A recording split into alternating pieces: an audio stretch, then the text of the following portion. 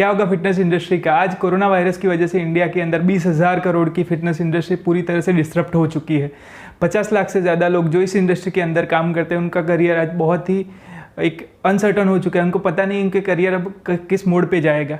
हर 4 में से 5 में से 4 जिम ऐसी है जो कि बंद होने की कगार पे है।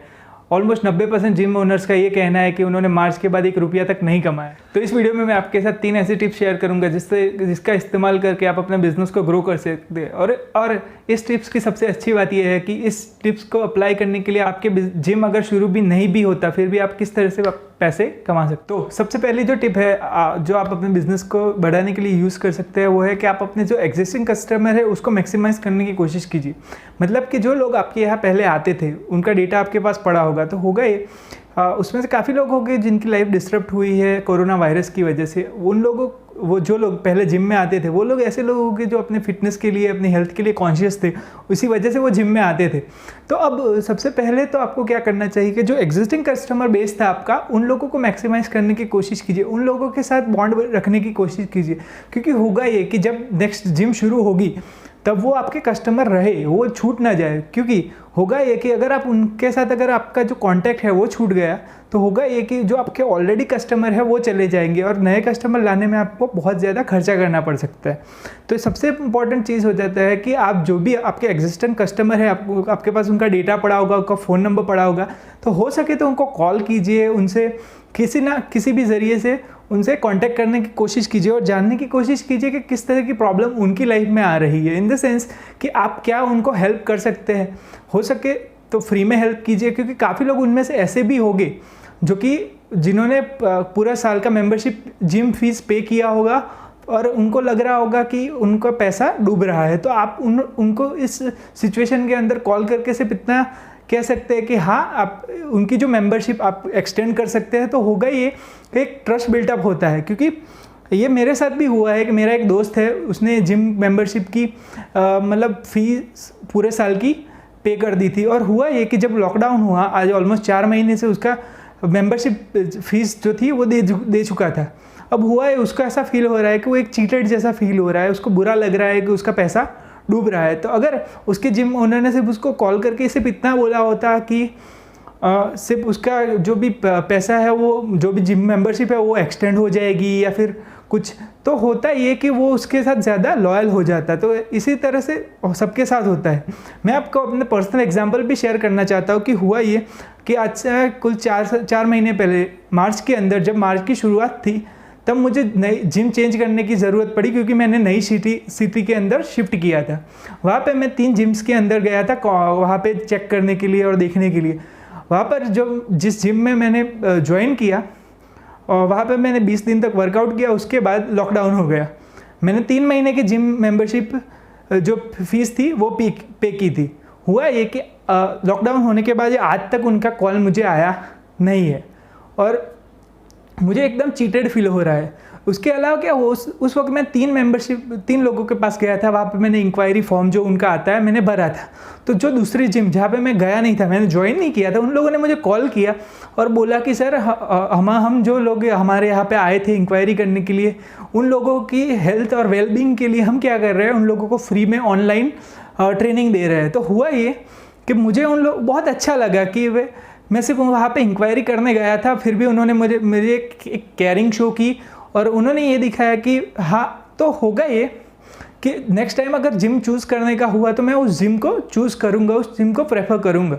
तो इसका मतलब क्या हुआ कि अगर आप उन लोगों को केयरिंग शो करेंगे जो लोग आपके ऑलरेडी कस्टमर बेस है एग्जिस्टेंट, तो ये इंपॉर्टेंट हो जाता है कि उनके साथ एक बॉन्डिंग बन जाएगी। अगर आप ही सोचें, अगर आप ऐसी सिचुएशन के अंदर जहाँ पे आपके लाइफ में बहुत प्रॉब्लम्स है, वहाँ पर अगर आपको कोई हेल्प करेगा तो होगा क्या कि आपकी एक बॉन्डिंग बहुत स्ट्रांग हो जाती है। अगर साइकोलॉजिकली बात करें कि तो साइकोलॉजिस्ट कहते हैं जो लोग ट्रॉमा को एक साथ शेयर करते हैं, मतलब जो लोग वॉर्स के अंदर साथ में होते हैं, प्रॉब्लम्स के अंदर एक दूसरे का साथ देते हैं, उनकी बॉन्डिंग बहुत ज़्यादा स्ट्रांग हो जाती है। तो ऐसी सिचुएशन में आप इस चीज़ का बहुत अच्छे से उसका फ़ायदा उठा सकते हैं कि आप क्या कर सकते हैं कि आपका जो एग्जिस्टिंग कस्टमर बेस था उनको बहुत ही ज़्यादा वैल्यू प्रोवाइड कीजिए।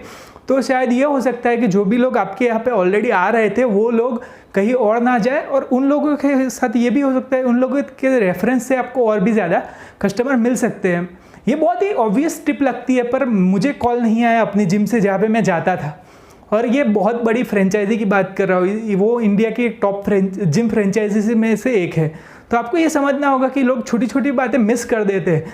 आपको सिर्फ ये चीज़ सुननी नहीं है, आपको ये चीज़ अप्लाई करनी है। आपको अपने हर एक कस्टमर को कॉल करके ये बताना है, उसको पूछना है कि उनको क्या प्रॉब्लम आ रही है, वो उनकी लाइफ में आप और बेहतर किस तरह से कर सकते हैं। क्योंकि एज अ जिम ओनर आपके पास कुछ ऐसे लोग होंगे, या फिर आप खुद ऐसे होंगे जिनको पता है कि न्यूट्रिशन ऐसे सिचुएशन में किस तरह के न्यूट्रिशन की ज़रूरत है, किस तरह के न्यूट्रिशन की ज़रूरत होती है, किस तरह से लोगों की इम्यूनिटी बढ़ा सकते हैं। तो आप ये सारी टिप्स उन लोगों के साथ शेयर करें, और हो सकता है कि ये सारी चीज़ें करने की वजह से वो लोग जो कि आपका ऑलरेडी कस्टमर बेस है, वो आपके साथ बहुत ही ज़्यादा लॉयल हो जाता है। जो दूसरी चीज़ आप अपने बिज़नेस को बढ़ाने के लिए कर सकते हैं वो है कि आप अपने बिज़नेस को बढ़ाने के लिए टेक्नोलॉजी का यूज़ कर सकते हैं। मतलब क्या है कि आजकल लोग, आपने देखा होगा, फेसबुक यूज़ कर रहे हैं, इंस्टाग्राम यूज़ कर रहे हैं, तो आपकी जो ऑडियंस है वो भी ये सारी चीज़ें यूज़ कर रही है। तो आपको क्या करना है, आपको भी कोशिश करनी चाहिए कि आप जितना हो सके आप फेसबुक इंस्टाग्राम पर एक्टिव हो जाए, और वहाँ पर लोगों की लाइफ में वैल्यू ऐड करने की कोशिश कीजिए। इससे होगा क्या, एक तो आपकी फेस वैल्यू बढ़ेगी, आप अपने आप को एक क्रेडिबल फिगर कि जो ऐसे इंसान की तरह अपने आप को इस्टेब्लिश कर पाएंगे जिसको पता है कि वो क्या बात कर रहे हैं। आप अपने टिप्स शेयर कर सकते हैं लोगों के साथ जो लोगों की लाइफ में वैल्यू ऐड करे। इसके अलावा जो कुछ ऐसी चीज़ें आप कर सकते हैं, हो सकता है कि आपके ऑलरेडी जो कस्टमर बेस है, आप उन लोगों के बीच में एक कॉन्टेस्ट रखें कि भाई आप उनमें से कोई शेयर करेगा उसको आप फ्री कोई पर्सनल कोचिंग दे सकते हैं, पर्सनल ट्रेनिंग दे सकते हैं। तो उससे होगा क्या कि वो लोग शेयर करेंगे, तो जब वो लोग शेयर करेंगे, तो मान लीजिए कि आपने 500 लोगों के साथ शेयर किया और हर किसी का 500 फ्रेंड है फेसबुक पे, मान लीजिए उसमें से 50 लोग देखते हैं, फिर भी 2500 लोग या फिर 25,000 लोग उस कंटेंट को देखेंगे, वो भी फ्री में हो जाएगा, और आपका एक पर्सनल सेशन देने के आपको 1-2 घंटे से ज़्यादा नहीं जाएगा।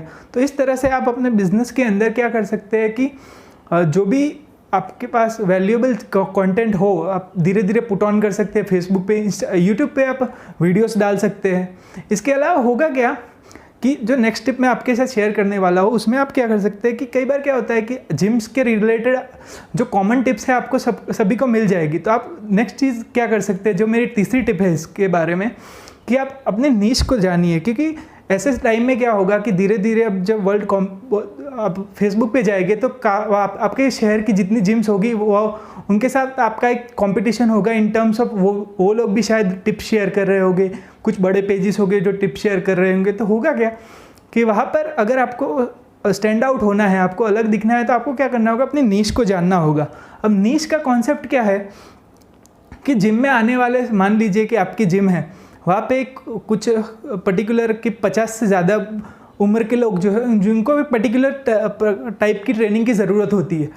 आपको पता है कि इंडिया में ज़्यादातर लोग उस प्रकार की ट्रेनिंग नहीं करते। तो आपको क्या करना चाहिए, अगर आप उन लोगों को ही टारगेट करना चाहते हैं जिनकी 50 से ज़्यादा की उम्र है, तो आप क्या कर सकते हैं, ऐसे टिप्स के वीडियो शेयर कर सकते हैं यूट्यूब, फेसबुक, इंस्टाग्राम पे, जो उन लोगों को टारगेट करे। उससे होगा क्या, यंग ऑडियंस तो आपके वीडियो चैनल शायद नहीं देखेगी, पर जो लोग आप टारगेट करना चाहते हैं वो ज़रूर देखेंगे। और होगा क्या, उसमें कंपटीशन आपका कम हो जाएगा। इससे सिर्फ एज वाइज ही नहीं, आप अलग अलग तरीके से सोच सकते हैं। मान लीजिए कि आप अगर पर्सनल ट्रेनर है और आपके यहाँ पे कोई ऐसा बंदा आया था जो कोई पर्टिकुलर स्पोर्ट्स खेल रहा है, मान लीजिए कोई क्रिकेट का बंदा है, उसको क्रिकेट खेलना है, उसको अपना परफॉर्मेंस इंप्रूव करना है। तो होता क्या है कि जब कभी वो नॉर्मल जिम्स में जाते हैं तो नॉर्मल पर्सनल ट्रेनिंग करते हैं, तो वो कई बार वो ट्रेनिंग उनको हार्मफुल हो जाती है। क्योंकि अगर मान लीजिए किसी स्पोर्ट्स में बाइसेप अगर बड़ा हो तो वो स्पोर्ट्स के लिए बहुत ही काउंटर प्रोडक्टिव हो जाता है। तो आप क्या कर सकते हैं, आप मान लीजिए कि आपने डिसाइड किया कि मैं सिर्फ ऐसे लड़कों को टारगेट करना चाहता हूँ जो लोग क्रिकेट खेलते हैं और जिनको अपनी परफॉर्मेंस इंप्रूव करनी है, अपनी बॉडी इंप्रूव करके। तो आप क्या कर सकते हैं, अपनी निश सिलेक्ट कर दी।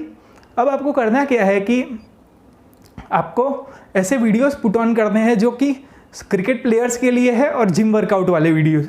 तो उससे होगा क्या कि सिर्फ वही लोग उस कंटेंट से अट्रैक्ट होंगे जो कि खुद क्रिकेट खेलते हैं और वर्कआउट करना चाहते हैं। तो इस तरह से आप सोचिए कि कौन सी नीश को आप पर्टिकुलरली टारगेट कर सकते हैं। यहाँ पे मैं कुछ और एग्जांपल देना चाहता हूँ। उसमें सबसे एक और एग्जांपल है कि कुछ लोग होते हैं जिनको सिर्फ अपना वज़न कम करने के लिए जिम में आते हैं। तो आप सिर्फ वेट लॉस के ऊपर फोकस कर सकते हैं। इसके अलावा कुछ लोग ऐसे होते हैं जिनको सिर्फ मसल बिल्ड करना है, मतलब लोग खुद पतले हैं और उनको सिर्फ मसल बिल्ड करना है, उनको वेट लॉस से मतलब नहीं है। इसके अलावा जो नेक्स्ट है वो है कि कुछ लोग ऐसे भी होते हैं जिनको पर्टिकुलर टाइम फ्रेम के अंदर ही वज़न कम करना है। मान लीजिए कोई बंदा है जिसके 5-6 महीने के अंदर शादी है, उसका वेट मतलब बहुत ज़्यादा नहीं है पर फिर भी उसको अपने शादी में फिट दिखना है, तो उसको क्या है कि 6 महीने में उसको फिट होना है। तो आप उनके लिए अगर उनको स्पेशली टारगेट कर रहे हैं तो आप सिर्फ ऐसे वीडियोस डालें जो उन वैसी ऑडियंस को टारगेट करते हो। तो इससे क्या होगा कि आप उन लोगों को टारगेट कर पाएंगे जिनको आप खुद टारगेट करना चाहते हैं। इसके अलावा अगर आप इंटरनेट का यूज़ कर रहे हैं तो होगा क्या कि मान लीजिए कि आपने क्रिकेट स्पेसिफिक आपकी जिम मतलब डाइट प्लान, वर्कआउट प्लान आपने ऐसा डिज़ाइन किया है जो कि क्रिकेट के प्लेयर को सूट करेगा। तो होगा क्या क्या आप सिर्फ अपनी सिटी के अंदर ही नहीं, अगर आप ऑनलाइन गए हो तो आप पूरे इंडिया के अंदर ऐसे बच्चों को टारगेट कर सकते हैं। तो होगा क्या क्या आपको आई कैन गारंटी, अगर आप क्रिकेट जैसी कोई स्पोर्ट्स इवन लाइक उससे कम पॉपुलर स्पोर्ट मान लीजिए बैडमिंटन है या फिर कोई, अगर आप ऐसे पर्टिकुलर कोई स्पोर्ट्स में जा रहे हैं तो आपको एटलीस्ट 1-2 लाख प्रोस्पेक्ट मिल जाएंगे। वहाँ पे आपको 10-20 हज़ार ऐसे लोग ज़रूर मिल जाएंगे जो आपको पे करने के लिए तैयार हो जाए, तो आप बहुत ज़्यादा पैसा कमा सकते हैं। तो ये चीज़ आप समझिए कि किस तरह से नीश को आप समझे और नीश पूरी तरह से डिसाइड कर लीजिए। हाँ, तो ये थी तीन ऐसी टिप्स जिसको यूज़ करके आप अपने बिजनेस को बढ़ा सकते हैं। इसके अलावा जो मैंने तीसरा टॉपिक के बारे में बात की, नीश एक ऐसा टॉपिक है जिस पे बहुत ही डीपली बात की जा सकती है। अगर आप उसके बारे में डीपली जानना चाहते हैं तो मुझे कमेंट्स करके बताइए कि आप पर्टिकुलर किस टाइप के लोगों को टारगेट करना चाहते हैं और हम उसके बारे में डिस्कस कर सकते हैं। इसके अलावा नीचे मैं अपना ईमेल आईडी डालूंगा, वो आप मुझे डायरेक्टली मेल करके भी पूछ सकते हैं।